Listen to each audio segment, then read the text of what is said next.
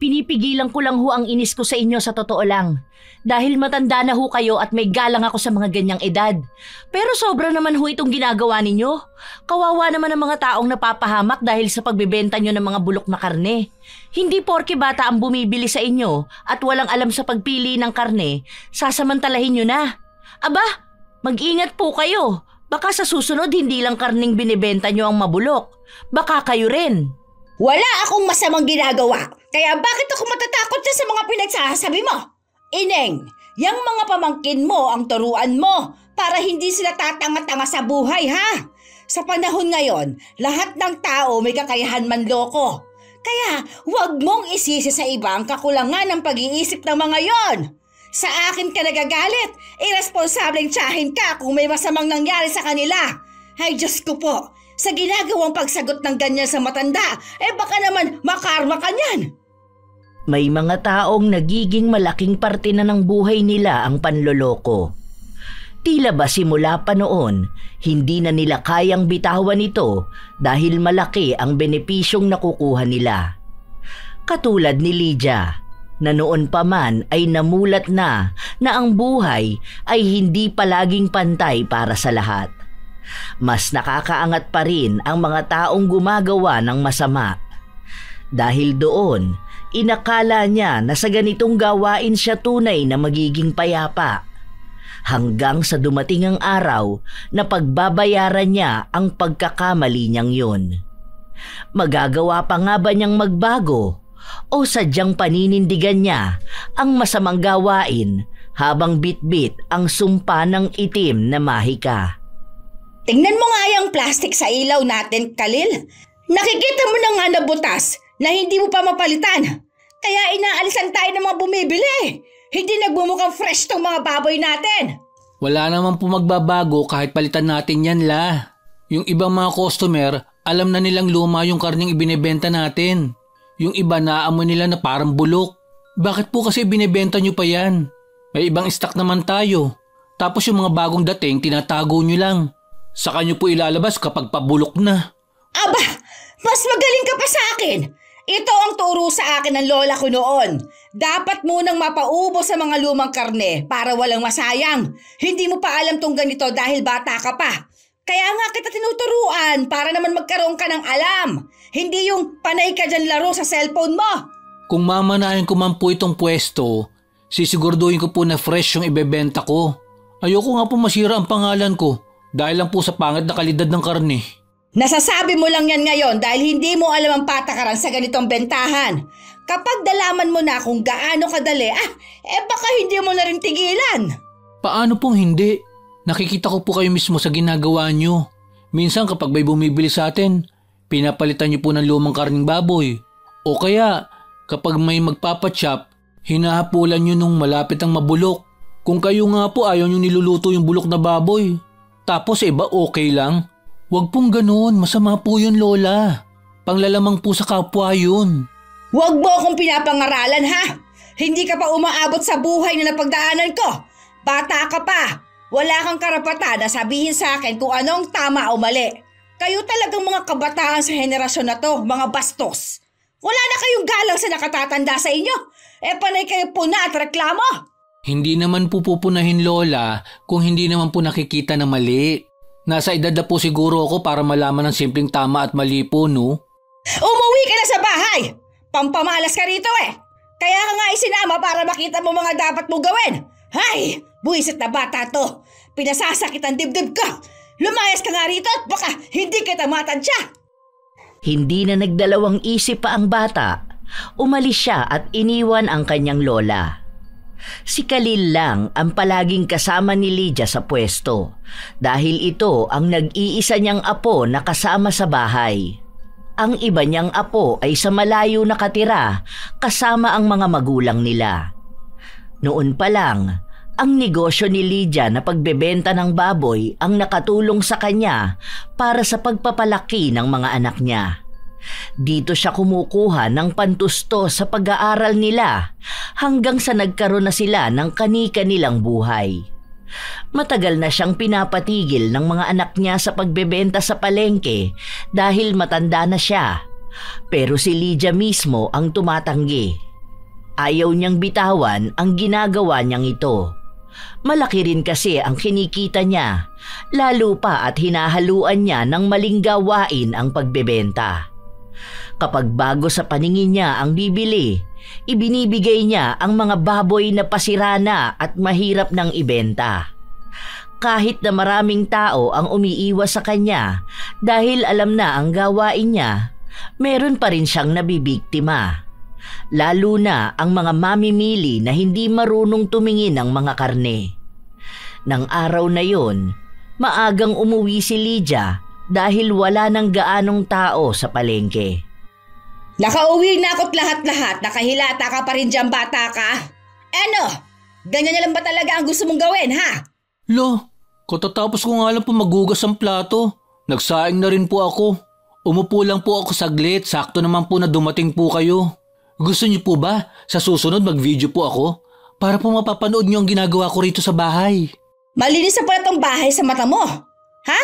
Nung kabataan namin, kapag may mga alikabok na ganyan at naabutan ng lola namin hindi pa malinis, aba, baka mukha namin gawing basahan.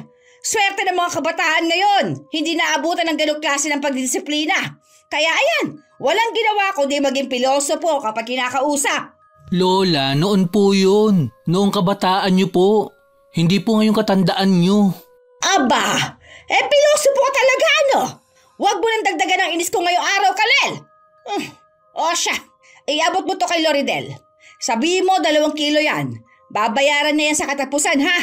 Saka magkusa naman kamo siya magbayad. Hindi yung sisingilin pa siya. Ang baho naman ito, La. Hindi naman po siguro puro bulok tong pinautang niyo, no? Mamaya, magrereklamo na naman sila na mabaho kapag nilalaga na. Tapos may lasa. Noong nakaraan po kasi narinig ko siya nagkukwento eh. Hindi raw masaid hanggang buto. Kasi nga, ang pangit ng lasa. Nakakasuka raw po. Bakit kasi niya sasairin hanggang buto? Masiba naman siya masyado. Pagkain na nga ng aso ang buto eh. Gusto niya pang ngatain? Saka, anong may lasa? Hindi lang kamo siya marunong magluto. Nakakahiya naman po kasi La. Mabaho naman po talaga kapag pinapakuluan. Marami kamo siyang arte sa katawan niya. Akala mo naman hindi siya galisin. Hindi siya anak ng mayaman, para mag-inarte. Pasalamat nga siya at pinapautang ko pa siya eh. Kapag nagreklamo siya, ibalik mo sa akin yan, ha? Para hindi na siya makaulit sa akin. Napakamot na lang sa ulo ang bata, pero sinunod niya pa rin ang utos ng kanyang lola. Palagi silang nagtatalo dahil hindi sang-ayon si Khalil sa gawain na panloloko ng kanyang lola. Naaawa siya sa mga tao, pero palagi sa kanyang sinasabi na hindi siya magtatagumpay sa buhay kung hindi niya hahaluan ng panloloko ang ginagawa niya. Habang lumilipas ang mga araw, walang nagbabago sa ginagawa ni Lydia. Kahit na anong pakiusap sa kanya ng apo, hindi niya ito pinakikinggan dahil palagi niyang sinasabi na tama palagi ang mas nakatatanda dahil sila ang may alam ng lahat ng mga nangyayari. Dahil bakasyon at walang pasok sa paaralan, kahit ayaw ni Khalil, siya ang pinagbabantay sa pwesto. Ano? Napaubos mo ba yung mga karne kahapon? Hindi ko po nilabas. Natatakot po ako na baka mahuli po ako. Ay, ang tanga mo talagang bata ka! Ano ba naman, Khalil? Ilang taon ka na ba para hindi ka makaintindi sa mga sinasabi ko, ha? Paano na to ngayon? Hindi pwedeng hindi to mapaubos. Bulok na po yan. Nangangamoy na nga po eh. Hindi pa yan sira. Pwede pa yan. Sandali nga. Dalhin mo to doon kina Berto. Sabihin mo ipapagiling mo yan. Ipapautang ko na lang yan. Ay, Diyos ko po. Hilig mong magsayang ng kita. Hindi ka pwede sa negosyo. Mahina ang loob mong manloko ng tao. Hindi naman po lahat ng negosyo kailangan na haluan ng panloloko. Lahat ng negosyo may halong panloloko. Hindi ka tatagal sa ganitong industriya kung hindi ka manloloko ng mga customer. Kahit nga dyan sa mga grocery Akala mo ba na laging fresh ang binebenta nila? May mga sikreto yan sila. Ginagamitan pa nila ng mga chemical yon. Tingnan mo, ang daming nagkalat na sakit ngayon. Mga cancer. Si Lola, lahat na lang may kailangan ikumpara. Mali na nga ang ginagawa, dudugtungan pa rin ng maling paniniwala. Ano ba naman yan? Hindi mo pa yan maiintindihan sa ngayon. Pero darating ang araw na mauunawaan mo kung bakit ko to ginagawa. Magpapasalamat ka rin sa akin dahil maaga kitang iminulat sa ganitong gawain. Basta ayoko pong gawin yung ganyan. Lalaban pa rin po ako ng patas. Hindi ko po masisikmura magpakain ng bulok na karne sa ibang tao. Tapos binayaran naman nila ng maayos sa akin. Wala na akong balak na makipagtalo pa sa'yo. Sige na, ipaggiling mo na yan.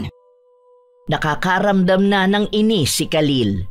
Sinubukan niyang magsumbong sa mga magulang niya pero sinabihan siyang hayaan na lang ang lola niya dahil matanda naman na ito. Sa ganoong klaseng negosyo na rin naman sila lumaki.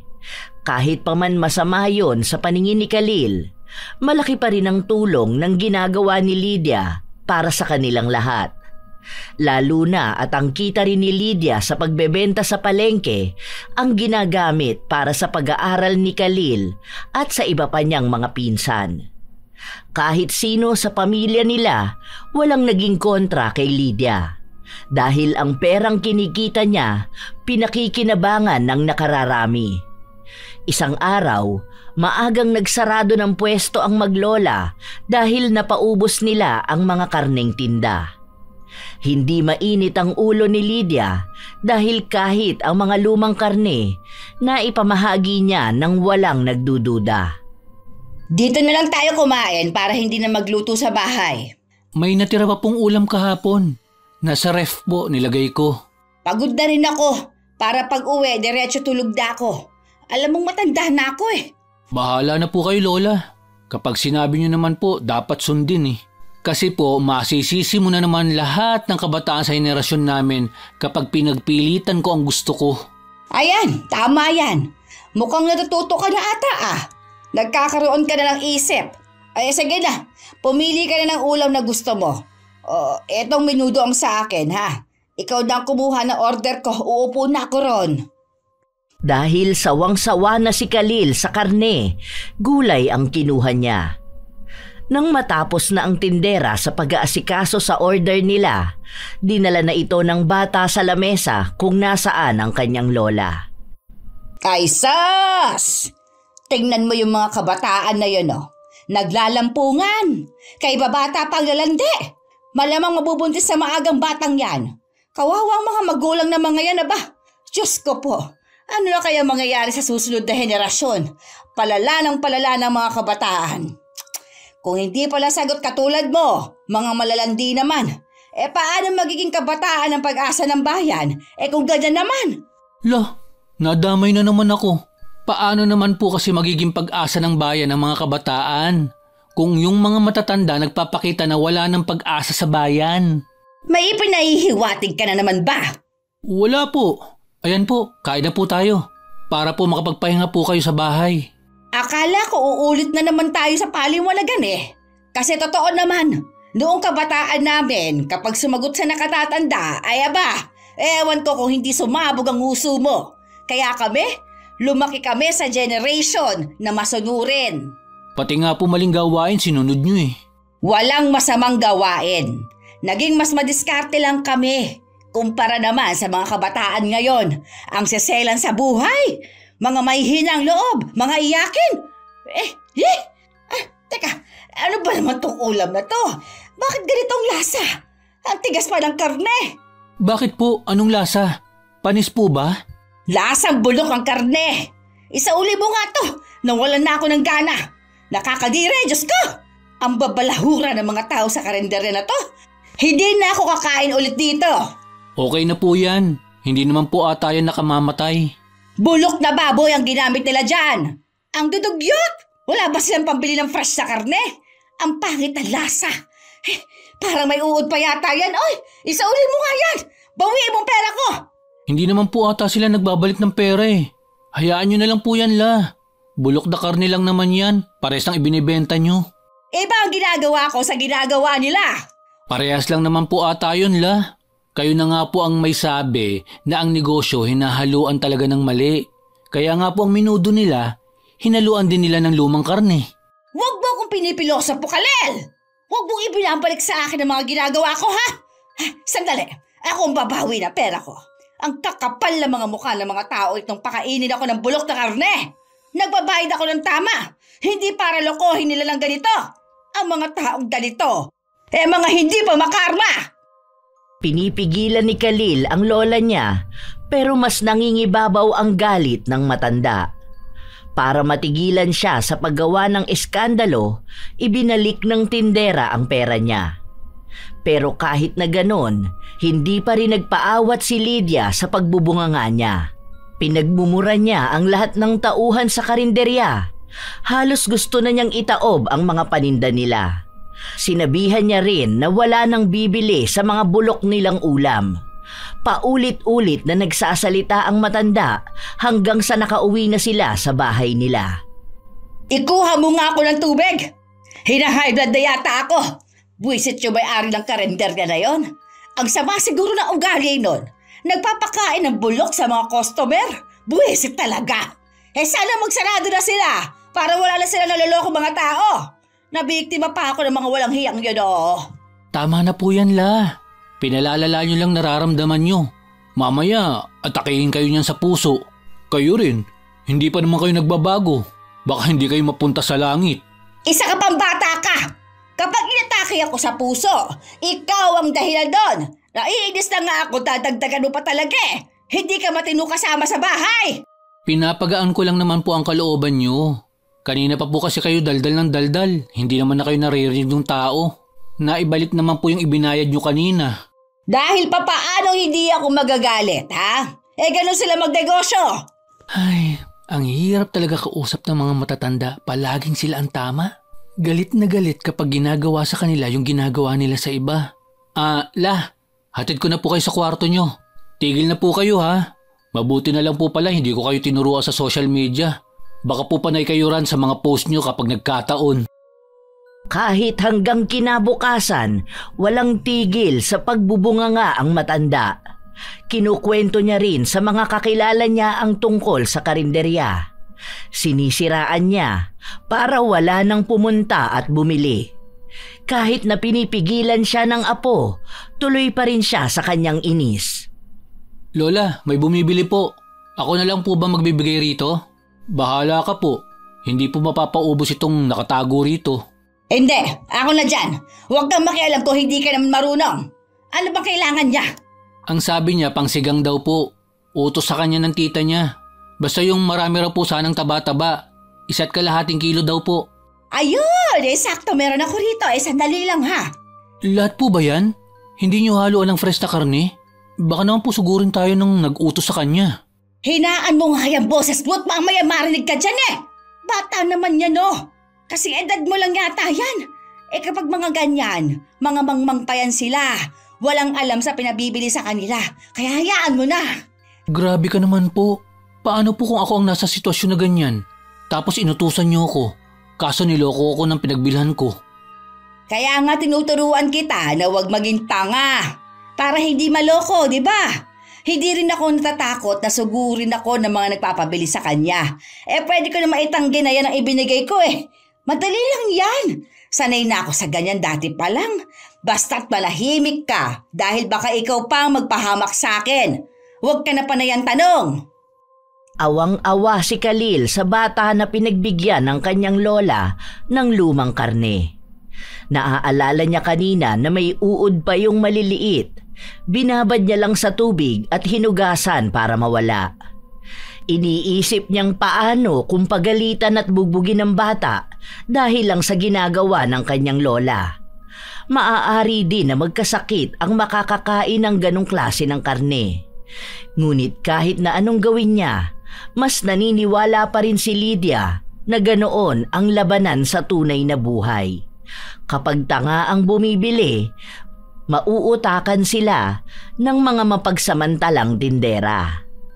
Dalian mo namang kumilos dyan para makauwi na tayo. Baka makalimutan mo pa yung pinapadala ko sa'yo, ha? Okay na po. Tara na, La. Sigurado ka ba na wala ka nang naiwan? Yung ipinamili natin kanina. Andyan na ba? Opo, wala na ako nakalimutan. Ako na po maghawak niyang bag niyo. Bago makaalis ang maglola, natigilan sila sa pagdating ng isang babae. May bit-bit itong isang plastik na mukhang naglalaman ng karne ng baboy. Excuse me po. Nagsarado na po kayo? May gusto po sana akong ibalik na binili kanina eh. Ano? Bakit mo yan binabalik? Sigurado ka ba na sa amin mo yan binili? Hindi ko natatandaan na pinagbentahan kita Hindi po kasi ako ang bumili, yung pamangking ko po. Inutusan ko siya kanina, kaso po mali itong nabili niya. Ano bang mali dyan? May amoy na po kasi itong karne. Sira na po yata ito. May ibang kulay na rin po kasi eh. Isasauli ko na lang po sana. Hindi ko po naibalik kanina dahil abala ako sa ginagawa ko. Ngayon lang ako nagkaroon ng oras. Mabuti na lang po na abutan ko kayo. Ay, hindi akin yan. Wala akong napagbentahan na bata kanina. Paano ka naman nakasisigurado na akong nagbenta niyan? Ang daming tindera ng karne dito Ay siya! Itanong mo sa kanila kung sino nagbenta sa pamangkin mo. Nagmamadali kami. Kailangan na namin makauwi. Ito ho kasi yung tinuro niya sa akin. Sayang naman po kasi ang pinambili namin kung hindi naman namin ito mailuluto. Hindi na po ito makakain eh. Nangangamoy na rin po kasi. Baka makakuha pa ng sakit ang mga kakain. Ay, hindi ko papalitan yan. Hindi ako nagbebenta ng ganyan. Sa susunod kasi, turuan mo yung pamangkin mo kung paano pumili ng karne. Hindi yung kapag nagkamali siya sa ibang tindera niyo sinisisi. Tara lang nga apo, umalis na tayo. Baka bigla akong atakihin sa ginagawa ng babae na to. Hindi kumibo si Khalil, pero alam niya na kung sino ang tinutukoy ng babae. Yun ang bata na pinagbilhan ng lola niya. Pagka-uwi nila sa bahay, hindi pa rin naalis sa utak ni Khalil ang tungkol sa nagbalik ng karne. Lola, bakit hindi niyo na lang po pinalitan yung karne? Kawawa naman po yung babae. Ang mahal pa naman ng kilo ng karne. Wala nga akong pakialam. Hindi ko kasalanan na yun ang nakuha ng inutusan niya. Magrereklamo siya kung kailan uuwi na tayo Nakasarado na ang pwesto. Tignan mo nga. Maging siya alam naman sa sarili niya na hindi siya sigurado kung ako ba talaga ang nagbenta. Hayaan mo na sila. Ganun talaga ang buhay. Sana naman po itigil nyo na yan. Kasi baka isang araw, makahanap po kayo ng magiging katapat nyo. Mahirap na po. Wala akong magiging katapat. Kahit nga ang mga taong malalapit sa akin, wala silang nagagawa Basta wag mo na lang akong pakialaman. Lumipas pa ang mga araw, hindi na nakita pang muli ni Khalil na bumalik sa kanila ang babae o kahit ang bata na inutusan nito. Nagpapatuloy si Lydia sa pagbebenta ng mga lumang karne. May iilan na nakakapansin at inaaway ang matanda, ngunit sanay na ito sa ganoong mga senaryo. Nang sumapit ang araw ng piyesta, naubos ang mga karne ng baboy ng ibang mga tindera habang kay Lydia ay kakaunti lang ang nabawas. Bakit naman ganito mga tao na to? Kakaunti lang ang bumili sa akin tignan mo nga ang iba, ang aga nila nagsarado. Ay, kaunti na nga lang, hindi pa napaubos. Yung iba po kasi alam na ang ginagawa nyo.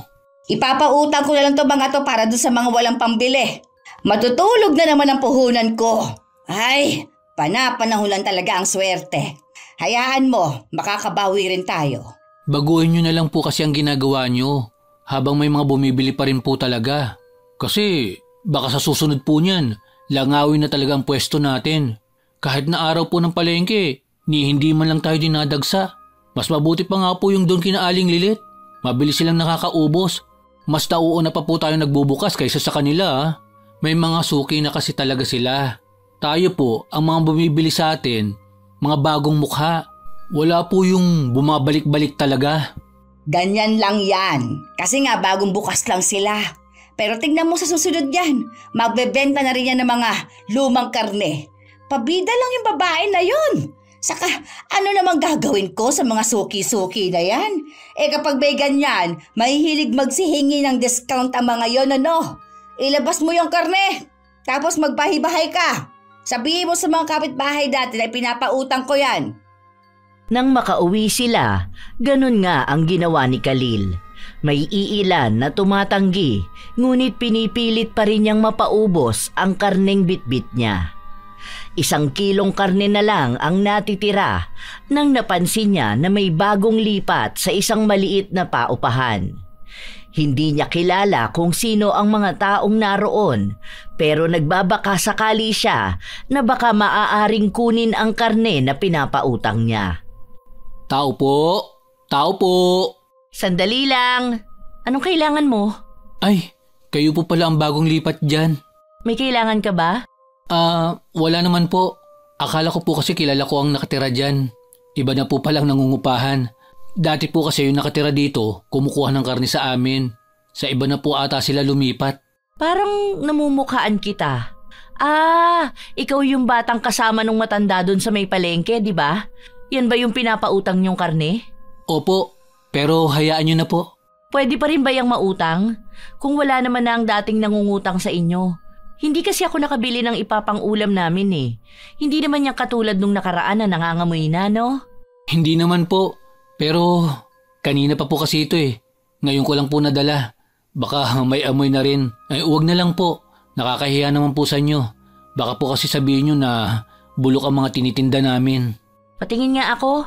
Mukhang maayos naman. Hindi siya katulad nung nabili ng pamangkin ko. Sobrang baho talaga. Kunin ko na. Bayaran ko na lang bukas ha. Saan ba kayo nakatira para naman madala ko bukas yung bayad? Lagpas lang po dun sa may pangalawang compound. May para pong tindahan doon. Yung katabi po nun ang bahay namin. Salamat po, te. Nahihiya pa si Khalil na umalis at iwan ang karne. Iniisip niya na baka maging pangit na ng tuluyan ang maging tingin ng mga tao sa kanyang lola.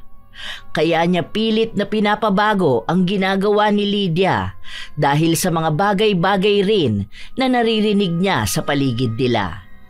Kahit na hindi ito tungkol sa kanya, hindi pa rin niya maiwasan na masaktan dahil lola niya ang sinasabihan ng masama. Kinabukasan, nabayaran nga ni Ashley ang utang niya. Si Lydia pa ang humarap sa babae. Hindi ba yun ang babae na nagrereklamo sa atin nung nakaraan? Pinautang mo yon? O saan nakatira yon?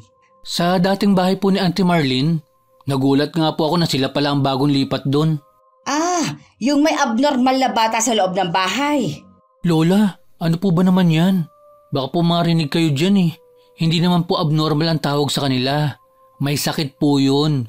May autism po siya. Huwag niyo naman pong gamitin ang term na abnormal. Wala akong pake. Noong panahon namin, ganyan tawag sa kanila. Autism pang nalalaman eh. Abnormal naman talaga yon. Aber, mabuti naman kumuha yun ng karne. Mabuti at wala ako narinig na reklamo sa kanya. Basta po, wag niyo na lang pagsalitaan ng kung ano-ano sina Ate Ashley. Mukhang mabait naman po siya eh. Mali lang po talaga kayo nung binentahan niyo yung pamangkin niya ng bulok na baboy. Asas! Ang daming arte! Ilagay mo na sa rep yung mga karne at matutulog na ako. Bukas maaga tayo aalis dahil kailangan natin mapaubos yung mga karne na yan. Hindi na ako kumuha ng bago. Ang dami pang natira ngayong araw at kahapon. Ayan na naman po kayo, Lola. Nakakahiya na naman sa mga bibili ng karneng ibinebenta nyo. Ayoko na pong sumama kung gano'n na naman po noong nakaraan. Naiiya na po ako sa kanila. Nabubuli na nga po ako eh.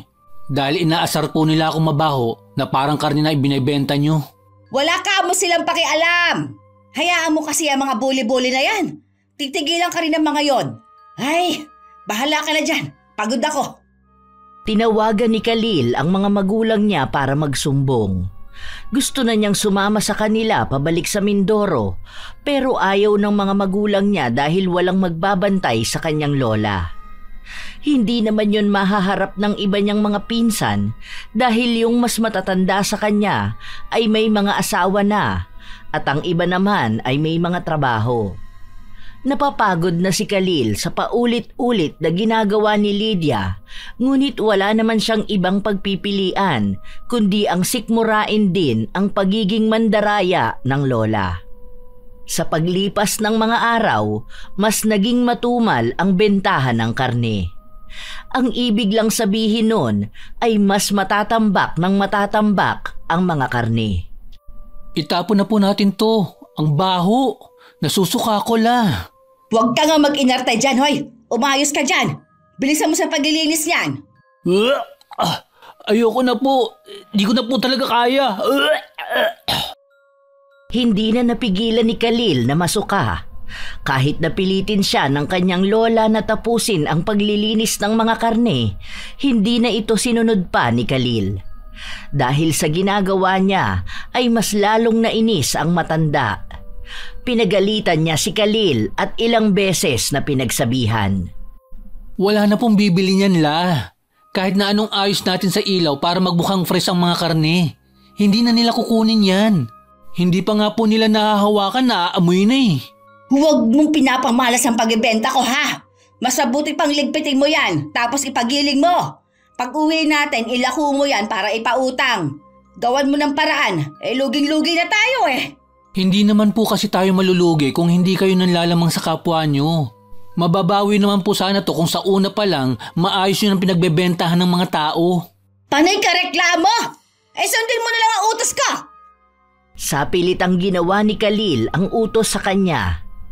Pagbalik niya sa pwesto, nagliligpit na ang kanyang lola. Tutulong na sana siya nang biglang may nagtanong na 2 dalagita sa pwesto nila. Naghahanap sila ng giniling na baboy. Sakto naman na hawak na yon ni Khalil. 1 kilong giniling. Kunin nyo na at last na to. Sandali lang. Ibabalot ko na, ha? Ano bang balak nyo lutuin? Alam nyo, masarap to kapag may patatas at carrots. Halatang madaling nauto ng matanda ang mga kabataan. Sa tingin ni Khalil ay hindi naman nalalayo ang edad ng mga yon sa kanya. Maaaring mas matanda lang ng 1 o 2 taon. Mahiyain din ang mga dalagita kaya siguro hindi na sila naghanap pa ng ibang nagtitinda. Diba? Sakto na ibenta natin. Mabuti na lang sa atin una nagtanong ang mga kabataan na yon. Karamihan kasi sa mga ganyang edad, kung saan na sila nagtanong doon na rin sila bumibili. Halata namang mahiyain sila eh. Basta ikaw ha, tatandaan mo kapag nasa palengke ka, maglibot-libot ka muna kapag bibili ka. Sana po hindi nyo na binigay yun. Kung hindi ko yun ibinigay, sana nasayang lang. Napagkakitaan pa natin oh. Tara na nga, magligpit na tayo at ang sakit na ng balakang ko. Nag-aalala si Khalil sa maaaring kahinatnan ng 2 dalagita. Baka mapagalitan lang sila ng mga magulang nila. Pagka-uwi sa bahay, hindi pa rin naaalis sa isipan ni Khalil ang tungkol sa mga nangyayari. Doon niya napagtatanto na minsan ay hindi mapagkakatiwalaan ang mga taong nakatatanda sa kanila. Dahil minsan, sinasamantala ng mga matatanda ang bata nilang isipan para lang makapanlamang. Naaawa siya sa ibang mga nagiging biktima dahil alam niyang hindi lang lola niya ang gumagawa nun. Kinabukasan, maaga silang nagising dahil sa isang malakas na sigaw, kasabay ang kalabog sa kanilang pinto. Tingnan mo nga kung sino yun, Khalil! Ang bastos naman! Ang aga-aga pa nang iistorbo! Binuksan ni Khalil ang pinto kung saan bumungad sa kanya ang isang pamilyar na mukha. Ate Ashley, bakit po? Ano pong kailangan nyo? Parang galit na galit po kayo. Nasaan ang lola mo? Gusto ko siyang makausap. Bakit po, te? Natutulog pa po kasi siya eh. Mahalaga tong sasabihin ko sa kanya. Tawagin mo na, please. Pagtataka lang ang mababaka sa mukha ni Khalil. Pumasok siya sa kwarto ng kanyang lola at ginising ito. Dahil sa istorbo, naiinis na lumabas si Lydia. Ano ba? Bakit ba ang aga-aga nang iistorbo ka? Ano kailangan mo sa akin? Kayo ba ang nagbenta ng giniling sa mga pamangkin ko? Anong giniling pinagsasabi mo? Mukha bang nagbebenta na kami? Hindi pa nga kami nagbubukas ng pwesto. Kahapon, kayo po ba ang nagbenta ng bulok na giniling? Ang kapal na mukha mong sabihin bulok. Hindi ko kilala ang mga pamangkin mo. Malay ko ba sa pamilya ninyo? Bakit ba kapag mga ganyan sa akin ka nagpupunta, ha? Ako lang bang nagbebenta ng karne sa palengke? Ha? Maglipot ka rin! Lumabas ka para makita mo. Panay ka kasi utos sa mga batang walang alam. Dahil kayo lang naman ang nagbebenta ng bulok at nanloloko sa mga bata. Bumibili ako, pero kahapon wala ako kaya inutusan ko yung 2 kong pamangkin na bumili ng uulamin nila. Pero alam niyo kung anong nangyari sa kanila? Nasa ospital sila ngayon. Kanina ko lang natikman yung karneng niluto nila. Alam kong galing yun sa inyo. Huwag mo akong pagbintangan! Hindi ko kasalanan kung may nangyayaring masama sa mga pamangkin mo. Ay tigilan mo ako dyan, babae ka! Pinipigilan ko lang po ang inis ko sa inyo sa totoo lang. Dahil matanda na ho kayo at may galang ako sa mga ganyang edad. Pero sobra naman ho itong ginagawa nyo. Kawawa naman ang mga taong napapahamak dahil sa pagbebenta nyo ng mga bulok na karne. Hindi porket bata ang bumibili sa inyo at walang alam sa pagpili ng karne, sasamantalahin nyo na. Aba, mag-ingat po kayo. Baka sa susunod hindi lang karning binibenta nyo ang mabulok. Baka kayo rin. Wala akong masamang ginagawa, kaya bakit ako matatakot dyan sa mga pinagsasabi mo? Ineng, yang mga pamangkin mo ang turuan mo para hindi sila tatanga-tanga sa buhay, ha? Sa panahon ngayon, lahat ng tao may kakayahan manloko. Kaya huwag mong isisi sa iba ang kakulangan ng pag-iisip ng mga yon. Sa akin ka nagagalit. Irresponsableng tiyahin ka kung may masamang nangyari sa kanila. Ay Diyos ko po, sa ginagawa mong pagsagot ng ganyan sa matanda, baka naman makarma ka niyan. Ingat po kayo. Baka sa inyo mapuntay ang karma na sinasabi ninyo. Magbago na po sana kayo. Matanda ka na. Kakaunti na lang ang buhay na ilalagi mo sa mundo. Mas pinipili mo pang maging manloloko at mapagsamantala. Agad na tinalikuran ni Ashley ang matanda na naging dahilan upang mas lalong magalit si Lydia. Nais niyang sugurin ng dalaga, ngunit pinigilan siya ng kanyang apo. Nahihiya na rin si Khalil dahil ang daming kapitbahay na nakarinig ng pagtatalo nila. Uugong na naman ang balita tungkol sa binebenta ng kanyang lola. Buwisit na babae yun ah. Ang kapal na mukha niyang sugurin ako sa bahay ko. Sa susunod na makikita ko yan, tatagain ko talaga siya. Lola, kumalma na po muna kayo. Mamaya tumaas na naman po ang BP niyo niyan. Ginagawa pa akong mali. Ako ang sisisihin dyan na nasa ospital ang mga pamangkin niya. Bakit kasi hindi na niluto na maayos yung karne? Siya ang may kasalanan nun eh. Humahanap lang ng taong masisisi. Bakit kaya may ganong klase ng mga tao? Diyos kong mahabagin. Ewan anong gabang mapupunta sa kanya. Tama naman din po kasi ang sinabi niya eh. Mga bata pa po ang mga yon. Tapos makakakain sila ng bulok na karne. Malamang po, kahit naman ikaw po siguro, sasakit din ang tiyan nyo, di ba? Ngayon, kinakampihan bang babae na yon? Hindi naman po ito kampihan, Lola. Sinasabi ko lang din po kung anong kapahamakan ang pwede mangyari doon sa mga taong pinagbebentahan nyo ng mga sirang karne. May mga bakterya na po yun. Kahit pa sabihin na nailuto na. May malaking epekto po yun sa kalusugan ng isang tao. Nagbabayad po sila ng tama. At yung pera na yun pinaghihirapan nila. Tapos kayo po, niloloko nyo sila? Hindi po ba unfair naman yun? Hindi totoo na may unfair sa mundong ito. Dapat marunong ka lang sa buhay. Kung tanga ka, maloloko ka. Kaya nga dapat maging wais tayo sa buhay. Walang panlalamang sa ginagawa ko. Bumabawi lang rin ako para sa mga nalulugi ko. Basta wala akong nakikitang mali sa ginagawa ko. Sa huli, si Khalil pa rin ang sumukong ipaliwanag sa lola niya ang mga nangyayari. Kahit na meron ng napahamak, tuloy pa rin si Lydia sa pagbebenta ng mga lumang karne. Mas lalo niya lang ginagalingan ang diskarte. Minsan, pinapalitan niya ang karne kapag nasa plastik na para hindi makapagreklamo ang bumili, lalo na kung siya naman ang pumili ng bawat karne. Dahil patuloy pa rin sa panloloko si Lydia, si Khalil naman ay nakakaramdam ng hiya, lalo na sa mga taong nakakaalam ng gawain ng kanyang lola. Hindi na rin matingnan ni Khalil ng diretso si Ashley kapag nakakasalubong niya ito. Nabalitaan na lang nila na nakalabas na sa ospital ang mga pamangkin ng dalaga. Siguro naman hindi nagagawa ng eskandalong babae na yon, ano? Nakita naman niyang buhay pang mga pamangkin niya. Ang ibig sabihin, walang masamang dulot ang pagkain nila sa karne. Baka may ibang naihalo mga bata na yon kaya sila nagkasakit. Alam na nga niyang mga abnormal ang mga pamangkin niya, iiwan niya pa rin. Narinig ko po na may kinalaman po talaga sa karne yon. Dapat nga raw po magrereklamo sila sa barangay para sana makumpiska yung mga karneng ibinebenta nyo. Pero hindi na lang daw po niya itinuloy dahil baka lumala pa ang away. Ay, aba, tama lang na hindi niya itinuloy. Anong akala niya? May magiging kakampi siya? Kay Kapitana pa talaga siya lalapit. Sa pinsan ko pa. Wag akong tatakutin at kakalabanin niya. Hindi magiging malakas ang loob kong gawin tong mga ginagawa ko kung alam kong wala akong magiging kapit sa itaas. Pinapatawa naman ako ng babae na yon. Dapat po magpasalamat na lang kayo na hindi niya itinuloy. Paano po kung ginawa niya yon? Kung isumbong kayo, tapos malalaman ng lahat na ang ibinebenta niyo mga luma talaga. Tapos doon pa sa pinagkukunan niyo, mukhang double dead ang mga yun. Hindi mo alam ang mga ganitong problema. Kayo mga kabataan kayo, kung manghimasok kayo sa problema ng matatanda, akala ninyo may naiintindihan na kayo. Masyado pa kayo mga bata para malaman ng mga ganito. Kaya dapat sa inyo, manahimik na lang at huwag pang himasukan ng mga hindi naman dapat, ha?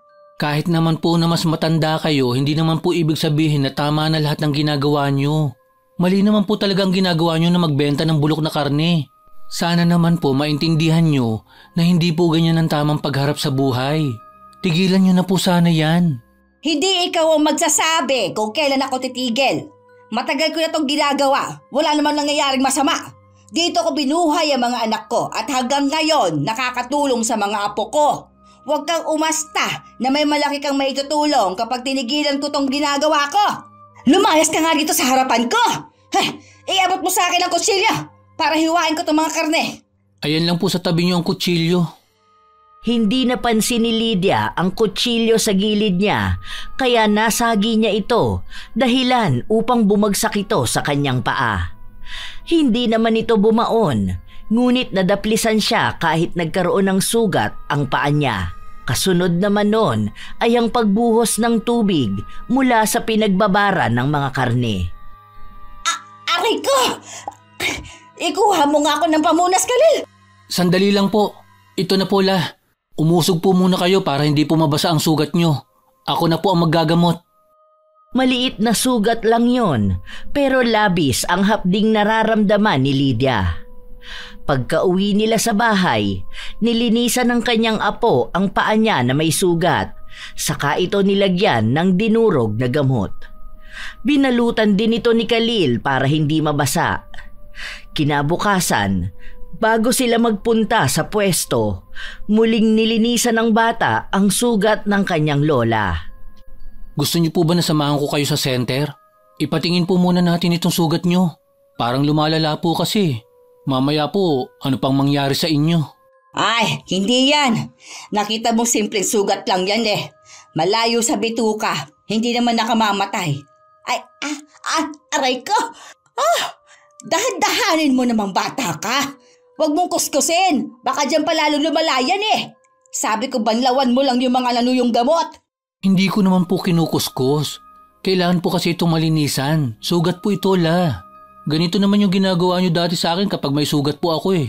Tumabi ka nga dyan. Nakakainis ka. Ako na. Mas nararamdaman na ni Lydia ang hapdi ng sugat niya. Umiinom na rin siya ng gamot para lang gumaling ito.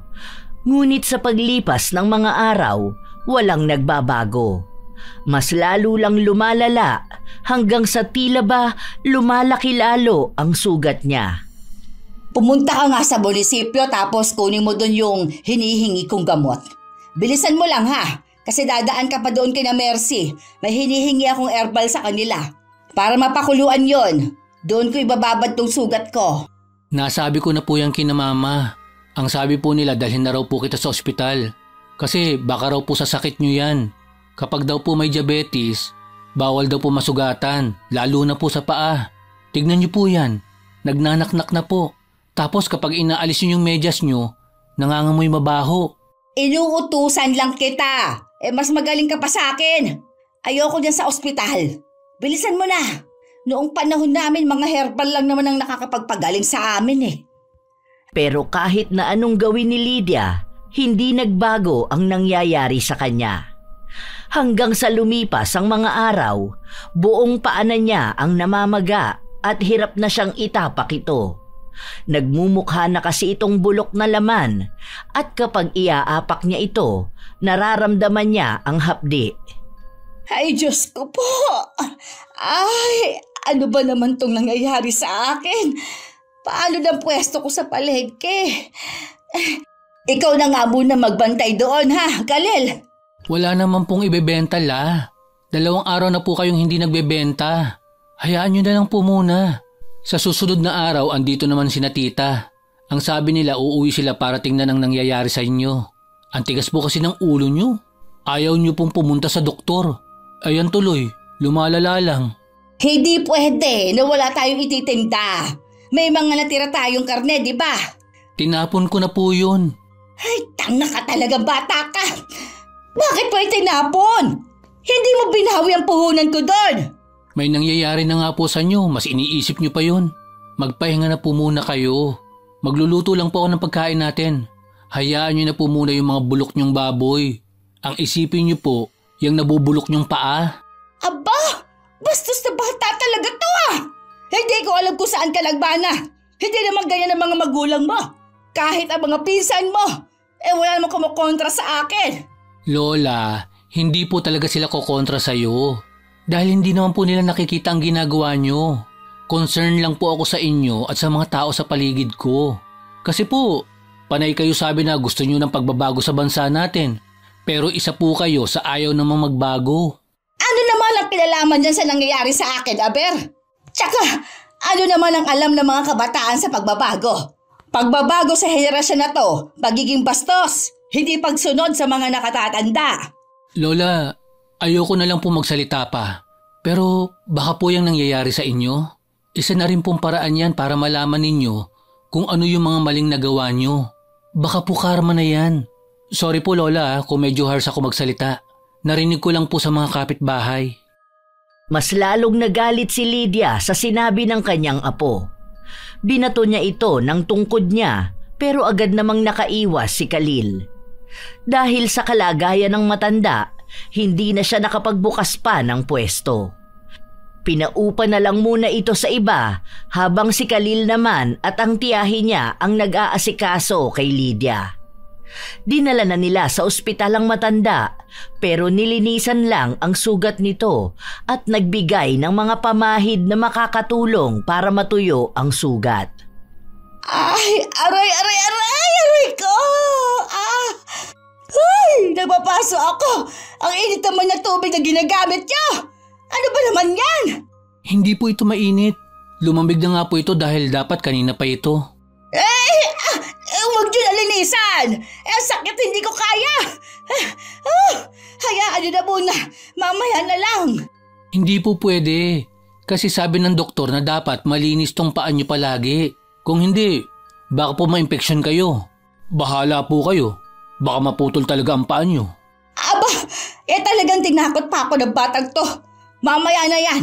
Hindi ko talaga kaya at sobrang sakit na. Oo nga pala. Bukas babalik tayo sa pwesto. Pinakiusap ko na sa tita mo yung umuupa doon. Kukunin na ulit natin yon. Lah, magbebenta pa rin po kayo? Pero hindi po tulad dati? Uy, wala kang pakialam kung tulad dati. Nababagot ako rito sa bahay at wala rin naman akong mapagkakitaan.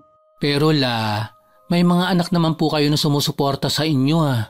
Okay na po yun. Magpahinga naman na po kayo sa pagbibenta nyo. Paano po kayo niyan? Di ba po masama ang pakiramdam nyo? Hindi naman po kayo nakakalakad. Ay, may wheelchair naman ako eh. At katulong ko naman ang tita mo kapag pupunta ako doon. Tapos ikaw naman na mag-aasikaso ng mga hindi ko kaya. Sa susunod na linggo pa naman ang pasokan ninyo. Ayaw mo yun. Makakaipon ka rin ng pagbaon mo. Okay naman po sa akin magbenta. Pero sana yung matino naman na po. Hindi po yung balik na naman kayo sa mga lumang karne.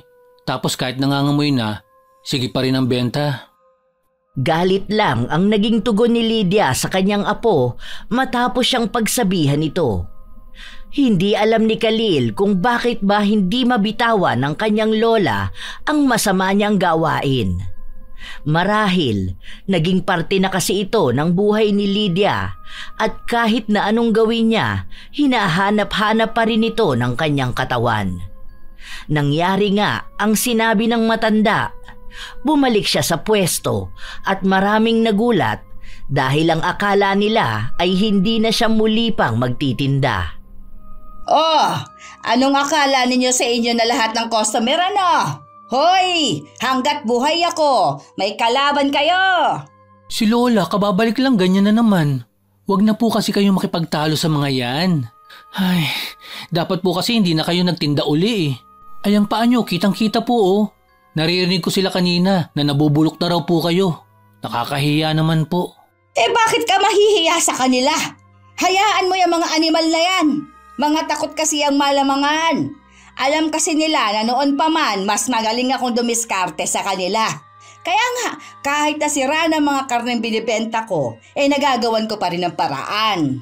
Isa pa po sa iniisip ko, baka ano pang mangyari sa inyo. Baka lalong lumala po yung sugat nyo sa paa. Nilalangaw pa po oh. Bawal naman po kasi siyang balutan kasi sabi ng doktor, kailangan niyang nahahanginan para matuyo. Kaso naman po, andito kayo sa palengke. Ayusin mo na lang yung mga pinagagawa ko sa'yo. Pabayaan mo tong paa ko. Pinapagpagan ko naman to. Sa paglipas ng mga araw, kakaunti lang ang nagpupunta sa pwesto nila. Bilang lang sa daliri ang bumili ng baboy. May iilang na isa ng bumili pero umaatras sila matapos na mapansin ang kalagayan ni Lydia. Nakakaramdam sila ng pandidiri. Ang arte ng mga taong to ah. Ano bang akala nila sa akin? Diyos ko, huwag lang sana mangyari sa kanila to. Kung alam lang nilang pinagdaraanan ko kumikirot pa ang paa ko palagi at masakit. Yan na nga po ang sinasabi ko sa inyo. Kahit naman po kayo, di ba? Kapag po nakakita kayo ng nakakadiri, ayaw nyo na bumili doon. Naaalala nyo po ba yung naglalako ng suman na may sugat sa ulo? Ayaw nyo na pong bumili sa kanya kasi nakakadiri siyang tingnan. Siniraan nyo rin po siya. Kaya ayun, tumigil na sa pagtitinda. Iba naman kasi yon. Sa kanya naman nakakadiri talaga sobra. Palagi na lang po kapag sa ibang tao, naiiba na lang.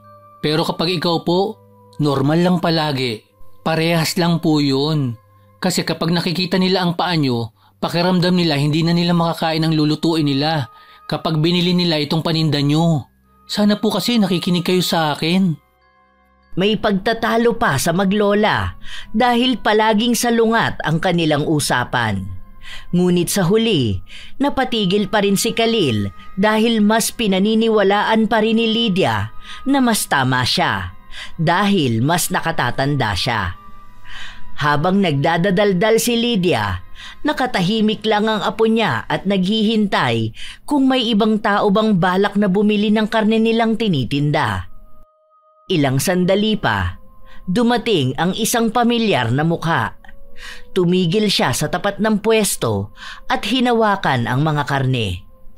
Hanggang ngayon ba naman ganito pa rin ang binibenta mo? Wala kang pakialam. Kung hindi ka lang rin bibili, wag mong hawakan yan. Oh, ano nangyari sa'yo? Akala ko pa naman baboy lang ang makikita kong bulok. Pati pala ikaw? Aba, bastos ka! Te, huwag mo na lang pong patulan si Lola.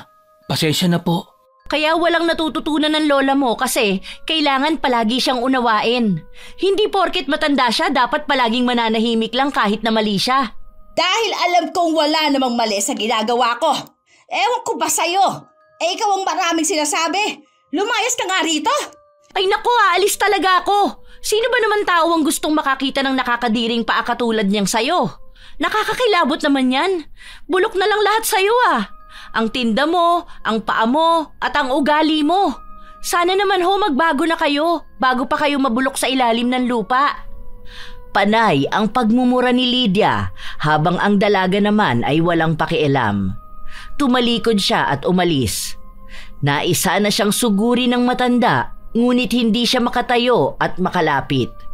Kaya upang makaganti, ang ginawa na lang niya ay pinagsisigawan nito at pinagmumura. Lola, tama na po yan. Kayo lang po ang mapapagod at mahihirapan dyan sa galit nyo. Tignan nyo nga po umalis siya na wala namang pakialam sa galit nyo. Buwisit na babae yan! Makabawi lang talaga ako ng lakas ko. Gagantihan ko yan! Ang kapal ng mukha niya sabihin nabubulok na ako. Sino ba siya sa tingin niya, ha? Umuwi na po tayo, La.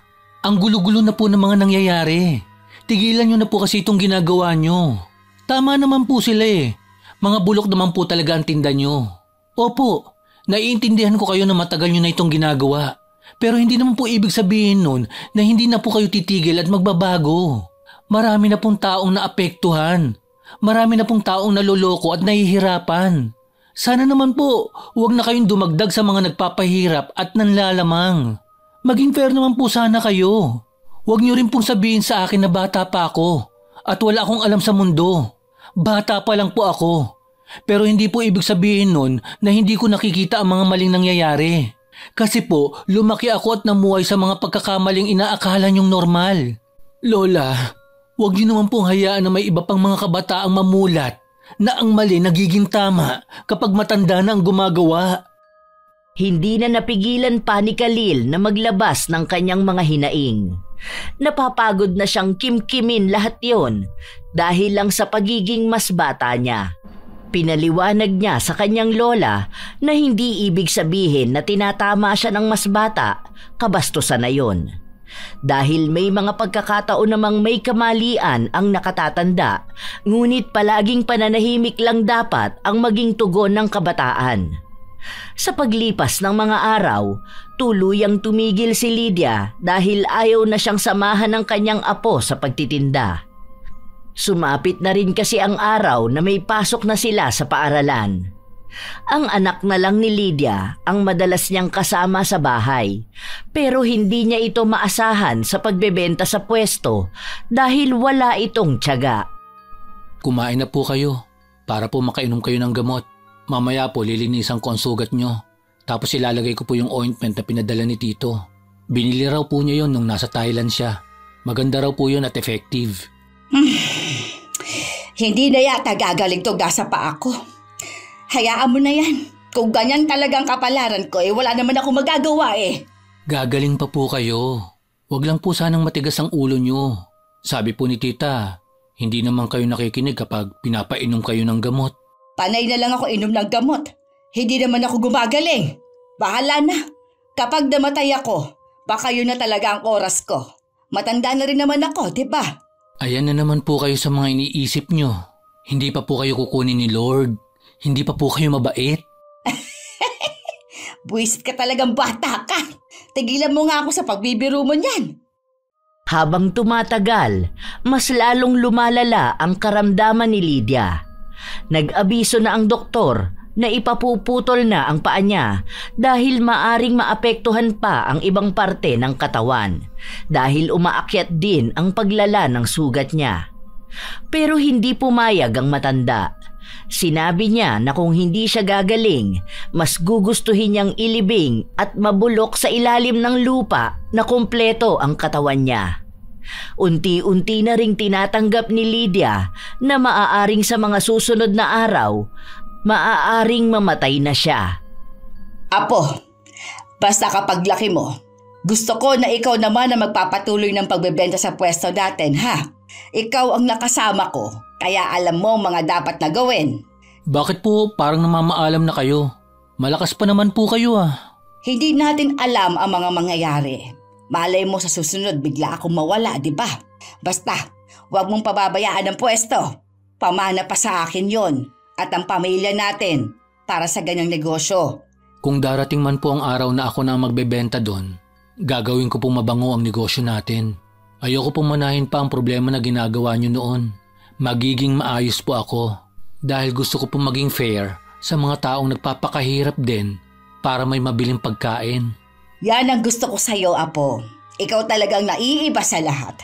May paninindigan ka sa pinaglalaban mo at ginagawa mong gusto mo. Pasensya ka na ha, kung pilit kong pinagagawa sa iyong ginagawa ko. Noon kasing bata pa ako, ang akala ko, okay lang gawin ang ginagawa ng mas nakatatanda sa akin. Lalo na kung malaki ang nagtutulong nito sa akin. Ngayon ko lang din napagtatanto na kahit pala mas nakatatanda ang gumagawa, kahit kailan, hindi magiging tama ang mali. Ayos na po yun, La. Ang mahalaga naman po, may natutunan kayo. Wala naman po sa edad ang pagbabago at ang pagkatuto. Basta, huwag nyo na lang po ulit gagawin yun. Mas maganda pa rin po talaga ang lumalaban ng patas. Tama ka nga, Apo. Mahirap na ang mabuhay sa mundong ito. Huwag na akong dumagdag pa sa paghihirap ng iba. Tinanggap na ni Lydia ang kamalian niya sa buhay. Gusto man niyang makabawi, hindi na niya magawa pa dahil hindi na siya makalabas ng bahay. Ang buong binti na niya ang may problema. Pinapanindigan niya rin na hindi yun ipapuputol kahit na anong mangyari. Isang araw, bago umuwi si Khalil, pumila siya sa butika para bumili ng gamot ng kanyang lola. Doon, muling nagtagpo ang landas nila ni Ashley. Anong ginagawa mo rito, Khalil? Bumili po ako ng gamot ni Lola. Paubos na po kasi. Nabalitaan ko na hindi na kayo ang nagbebenta doon sa pwesto. Hindi na bababalik sa pagbebenta ang lola mo? Hindi na po muna. Kasi po, may sakit pa rin siya. Hindi na nga po namin alam ang gagawin eh. Kasi po yung dating simpleng sugat niya, namaga. Tapos ngayon umabot na po sa binti niya. Pataas po ng pataas. Awang-awa na nga po ako sa lola ko eh.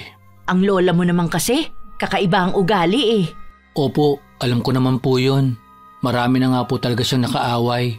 Kasi nga po, doon sa pagbibenta niya ng mga luma o kaya sirang karne. Pero ngayon po, nagbago na po siya. Paano mo naman nasabi na nagbago na siya? Siya na po mismo ang nagsabi sa akin. Ngayon lang po umamin niyo sa pagkakamali niya. Mukhang na-realize niya na po na mali nga po talaga siya. Oo nga po pala. Pasensya na po kayo sa ginawa ng lola ko po kung nagkasakit ang mga pamangkin niyo po. Wala na yon. Ang gusto ko lang naman talaga, sana matigil na ang lola mo sa paggawa ng masama. Kahit kasi anong pakiusap sa kanya noon, hindi naman siya tumitigil. Sana magbago na siya ng tuluyan para gumaling na rin siya. At kung sakali man na babalik siya sa pagbebenta, sana hindi na niya gawin ang dati niyang ginagawa. Maging patas na siya sa mga tao dahil hindi niya alam na maaaring isa sa mga inaagrabyado niyang magbibigay sa kanya ng leksyon. Huwag na niyang hayaang bumalik siya sa pagkabulok. Kung sakali man nagagaling siya Yun na nga po ang sinabi ko sa kanya. Napapansin ko naman po ang sensibilidad niya na magbabago na talaga siya. Kaya nga po ngayon, pinipilit namin na gumaling siya. Awang-awa na rin po ako sa kanya. Sa totoo lang kahit na ganyan ang lola ko, kahit na ang dami niyang nakakaaway at manloloko siya, naging mabuting tao rin naman siya. Mabuti siyang lola, kahit ang pagiging ina sa mga anak niya. Sadyang may mga pagkakataon lang din siguro na may nagagawa siyang mali. Tapos, hindi niya na mabitawan dahil mahirap na. Pero ngayon, alam ko, unti-unti na niyang nababago yon. Ni hindi ko na nga siya naririnig na nagkukwento tungkol sa pagbabalik niya sa ganong gawain. Madalas na ang kwento niya sa akin ngayon tungkol sa buhay niya noon. Paano niya pinalaki ang mga anak niya hanggang sa paano niya kami naalagaan ng mga apo niya. Sige aalis na po ako. Hinihintay na po kasi ako ni Lola eh. Ramdam na ramdam ang pagmamahal ni Khalil sa kanyang lola. Siya ang tanging tao na naniniwala na kaya pa namang magbago ni Lydia. Marami siyang naririnig na karma na ng lola niya ang nangyayari sa kanya at tanggap yon ni Khalil. Dahil tunay naman talagang maraming taong naapektuhan ng kasakiman ng lola niya. Hindi niya kayang isa-isahin at hinga ng tawad yon, kaya sa halip, tinuturuan niya ang lola niyang magdasal at ihingi ng tawad ang mga pagkakamali niya. Dahil sa panalangin lang niya kayang maipaabot ang taos-puso niyang paghingi ng tawad sa mga yon. Sa paglipas ng mga araw, walang nangyayaring pagbabago kay Lydia. Huminto man ang pagkalat ng sugat niya, bakas pa rin ang mga nana na lumalabas sa parte ng katawan niyang apektado. Alam mo, Apo, may namimiss ako. Buong buhay ko kasi nagbibenta ako ng karne. Kaya ngayon naninibago ako na ilang buwan na akong walang ginagawa. Hindi naman po kayo pwede magpunta sa palengke. Mas delikado po yun sa kalagayan nyo. Mamaya po, pagtawanan at awayin lang nila kayo doon. Alam nyo naman po ang mga tao sa palengke. Halos lahat nakaaway nyo. Yun nga rin ang inaiisip ko eh. Saka mas nakakatakot ngayon ang nangyayari sa paa ko. Hindi naman to pwedeng takpan. Kapag dumikit ang nana sa tela, sobrang sakit kapag tinanggal na. Hindi ko alam. Basta parang hinahanap ng sarili ko ang pagbebenta. Bagot na kasi ako rito sa bahay. Mas lalo kong nararamdaman na baldado at pabigat ako. Ay, may naiisip po ako. Paano po kung magbukas tayo ng maliit na tindahan ng karne? Diyan sa may labas lang po natin. Para kahit ilang kilong baboy lang, may maibenta kayo. Di ba po, mayroon namang ganun? Sino naman kasama ko? Ang tita mo, ang dami inaasikaso. Ay, sa susunod na linggo uuwi yun sa kanila.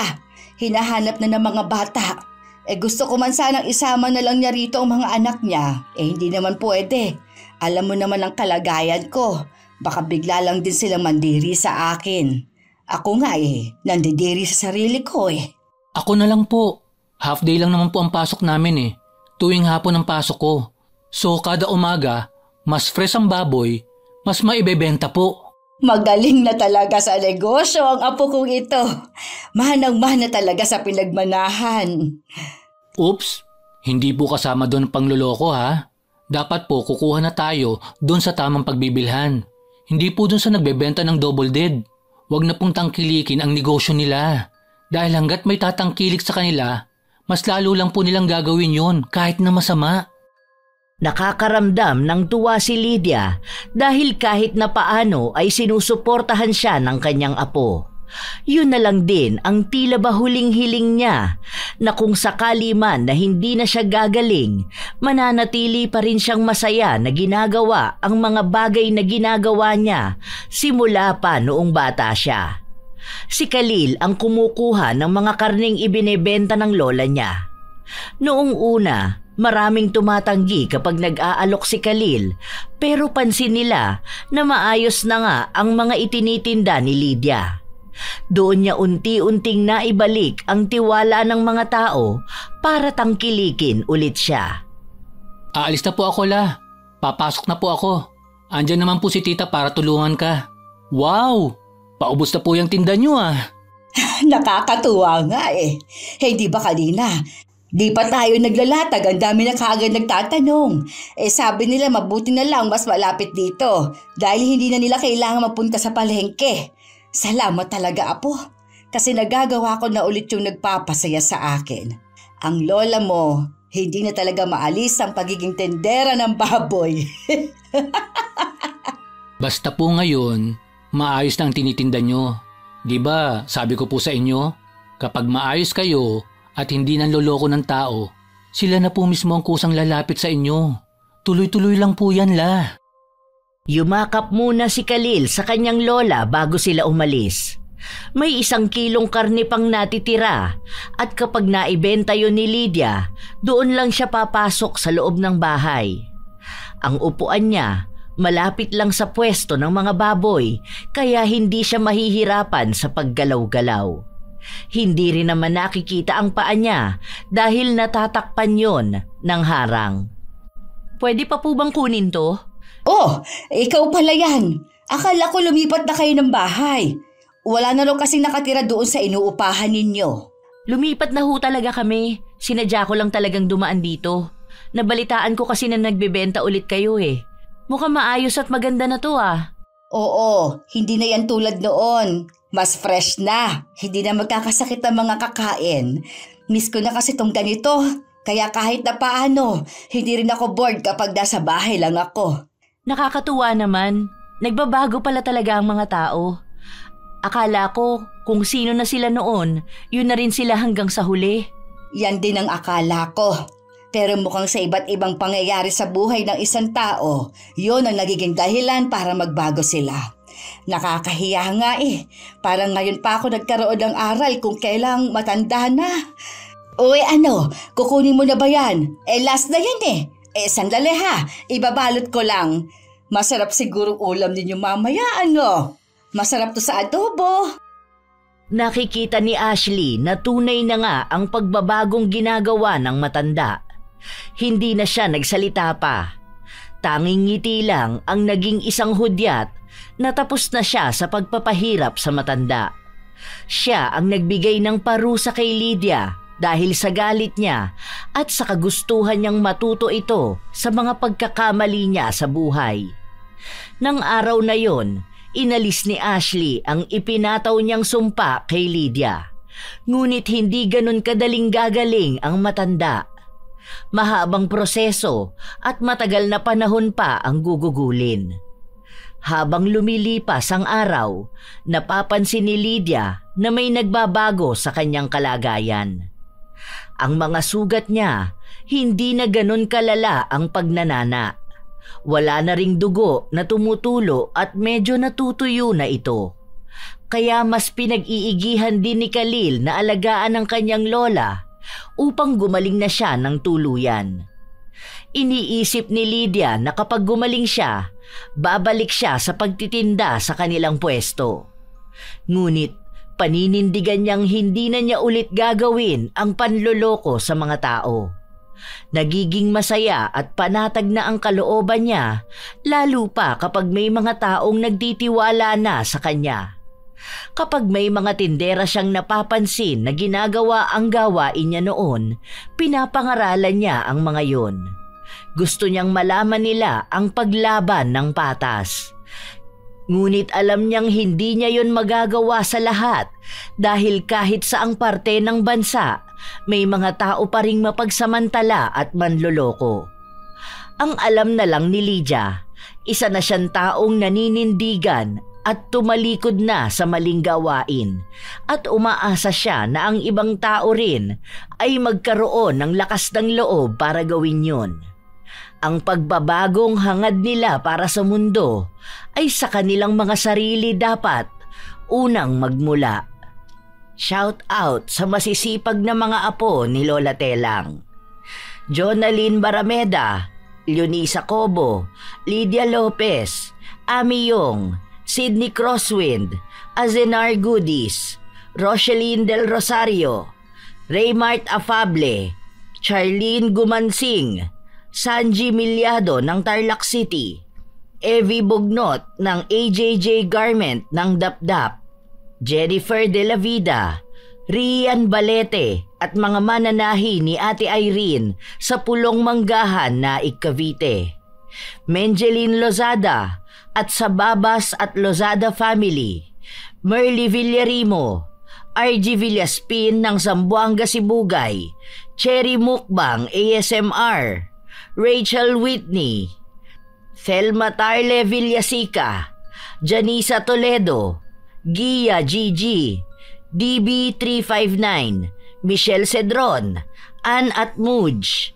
Lenny Villegas, Jappy Portes, Jessa Sicoy, Lina Prisno, Hazel Fiesta, Ellen Kiano, Linda Denina, Grace Maniego, Susana Llobrera, Arian Gay Leonora, Jenna Nolasco, Mel G. Tupal, Paul Jo Salumbre, Sidney Sai, Agripina Balza, Janice Naldoza, Hermila Manayaga ng Madrid, Marian Delta Fuente, Nelsa Bacata ng Pampanga, Mariam Duca, Maria Lina Kagawa, Rosalie Clemente, Denan and Alan ng Mekawayan, Bulacan, Raquel Torno, Lady J ng Qatar, Vicky Yabut ng Bahrain, Angelina Ignacio ng California, Ligaya Billones at sa Line 17 IDF,